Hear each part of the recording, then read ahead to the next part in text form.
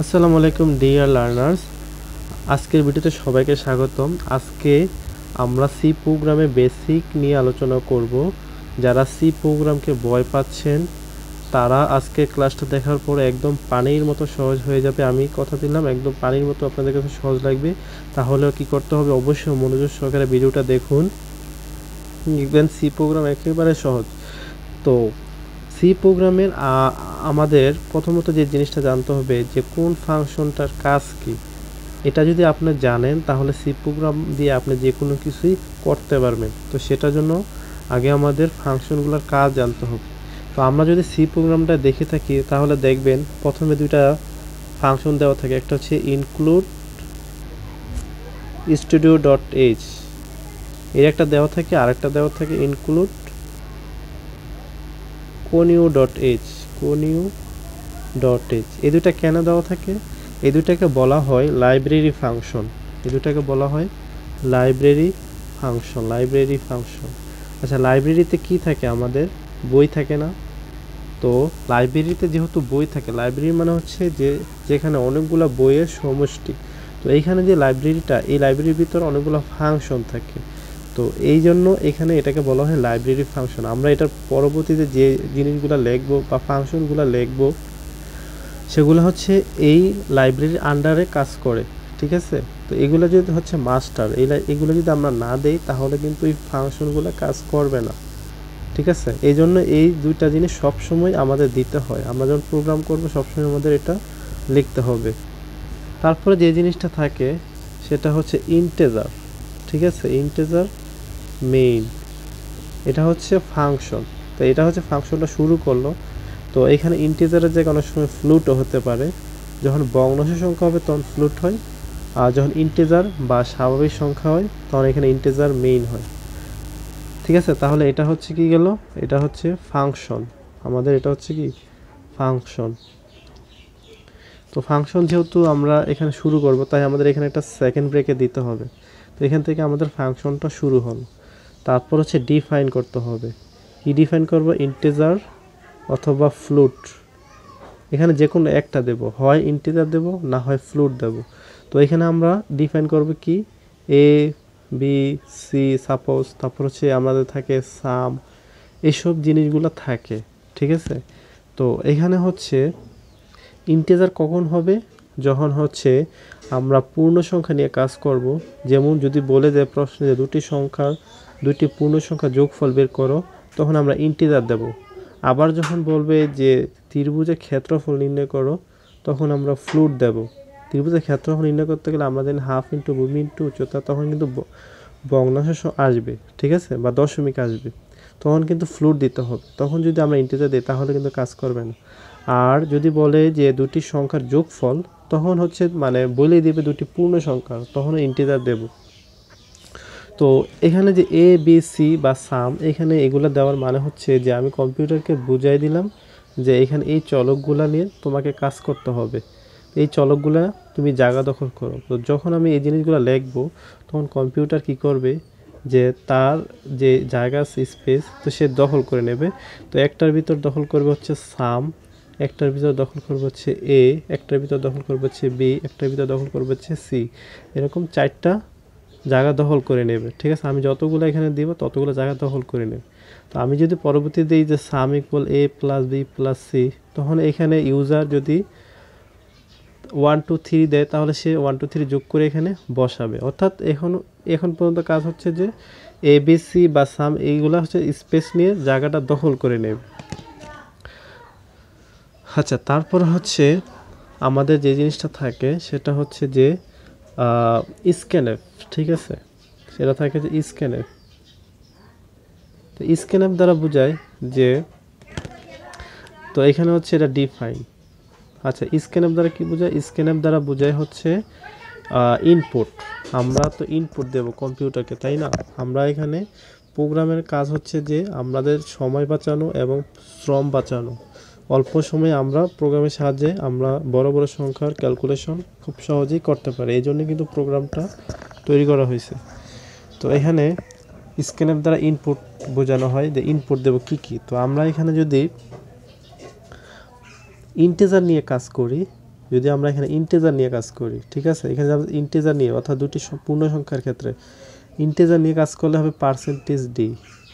আমি আবারও বলছি, ইন্টিজার নিয়ে কাজ করলে হবে পার্সেন্টেজ ডি। আর যদি আমরা ফ্লুট নিয়ে কাজ করি তাহলে হবে স্ক্যানএফই থাকবে এখানে, তাহলে হবে পার্সেন্টেজ এফ, ঠিক আছে। তো তারপর হচ্ছে এখানে আমাদের একটা কি দিতে হবে, এই ইনভার্টেড কমা দিতে হবে, তারপর হচ্ছে কমা দিতে হবে, তারপর হচ্ছে এন্ড এ, ঠিক আছে। আমি যদি ইনপুট একটা দিই তাহলে হবে এন্ড এ, আমি যদি ইনপুট দুইটা দিই তাহলে আরেকটা দিতে হবে এন্ড বি।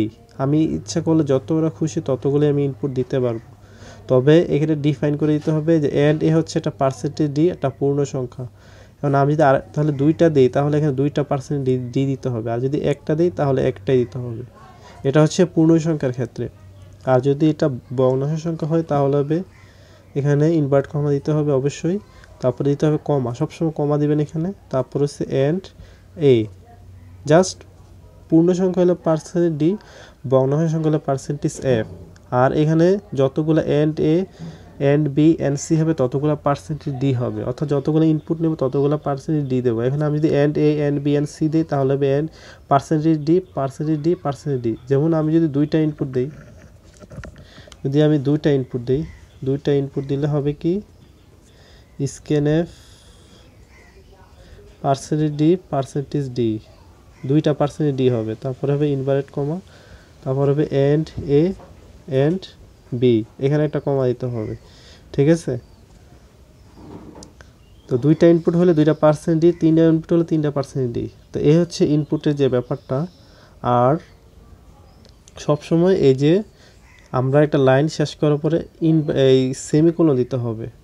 আমরা যখন এই একটা সেন্টেন্স শুরু করি অবশ্যই সেন্টেন্সটা শেষ হয় তখন ডট দিই, আর প্রোগ্রামের ক্ষেত্রে যখন এই সেন্টেন্সটা শেষ হবে তখন সেমিকোলন দিতে হবে।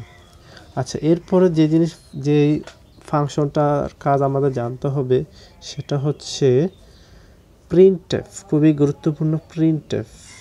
তো প্রিন্টএফের কাজ হচ্ছে প্রদর্শন করা, ঠিক আছে। তো এটা কিভাবে সিকোয়েন্সে সাজাইতে হয়, এটা হচ্ছে যে আমাদের ইনভার্টেড কমা দিতে হবে, এখানে একইভাবে পার্সেন্টেজ ডি, তারপর হচ্ছে কমা এস অথবা সাম।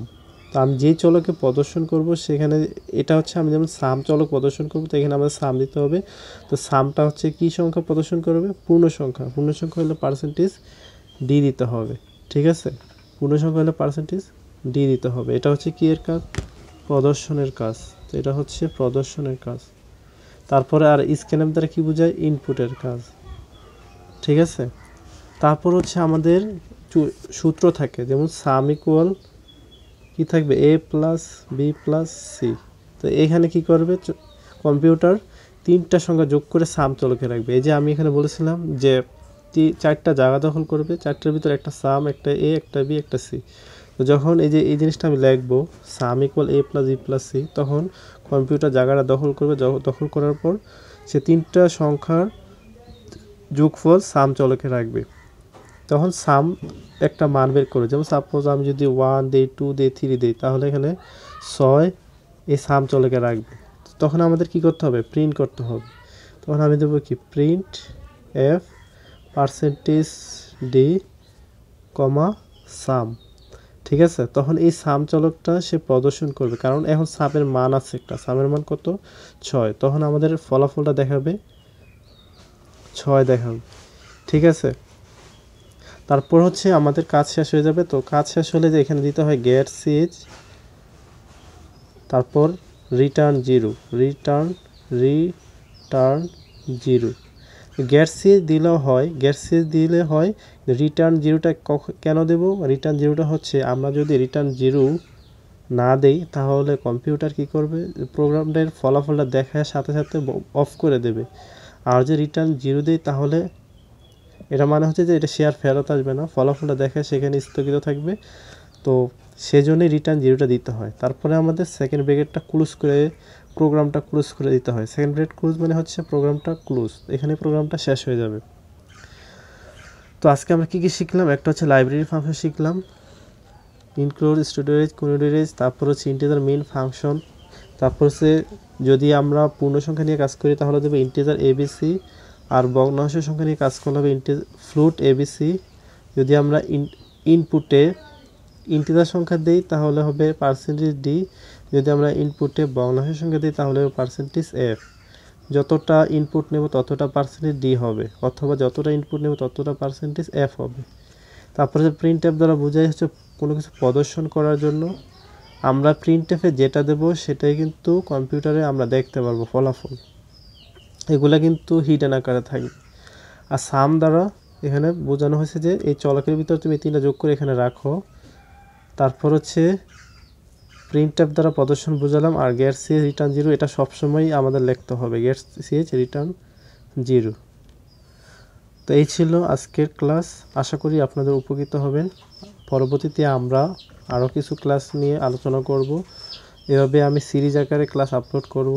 তো আপনারা অবশ্যই সাবস্ক্রাইব করে পাশে থাকবেন, এটা কমেন্ট করে জানিয়ে দেবেন ক্লাসটা কোন পর্যন্ত বুঝছেন বা কোনো জায়গায় সমস্যা আছে কিনা। সবাইকে ধন্যবাদ, আল্লাহ হাফেজ।